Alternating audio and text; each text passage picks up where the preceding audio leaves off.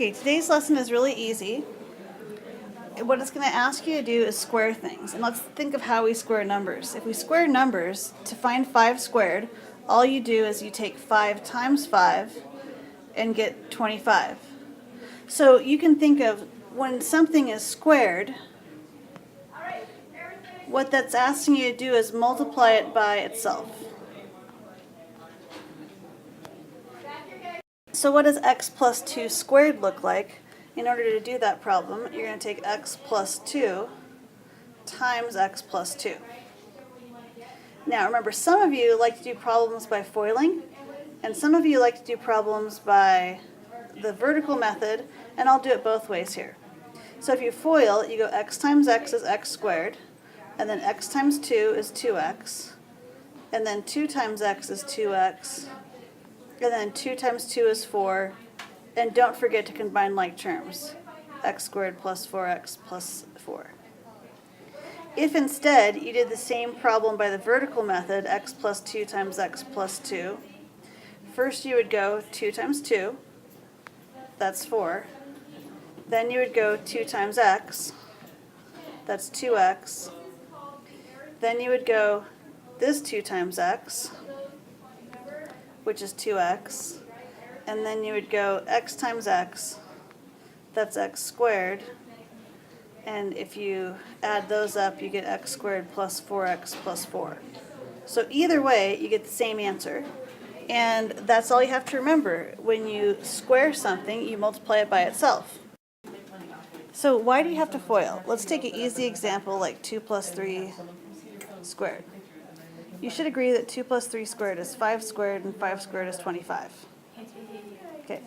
If I were to FOIL, that would be 2 plus 3 times 2 plus 3, which is 4 plus 6 plus 6 plus 9, which is 10 plus 15, which is 25. What if I didn't FOIL? What if I did it wrong? What if I thought 2 plus 3 squared was just 4 plus 9? Well, that would give me 13. 13 is the wrong answer. So, anytime you have parentheses that are squared, you have to FOIL. So here's what one more example looks like. Let's say you had x minus 4 and it was squared. So first stop and rewrite and write it as x minus 4 times x minus 4 if you're somebody that likes to FOIL, or you can write it as x minus 4 times x minus 4 this way if you like the vertical method. Oh, no, she is, but just seriously. Wait, Cassie, yeah, because it's I want to. If you're the person that uses FOIL, you're going to go first, outside, inside,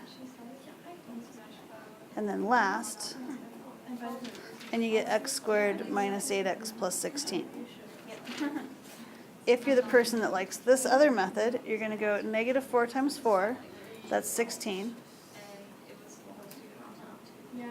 And then you're going to go negative 4 times x, that's negative 4x. And then you're going to go this x times negative 4, which is also negative 4x.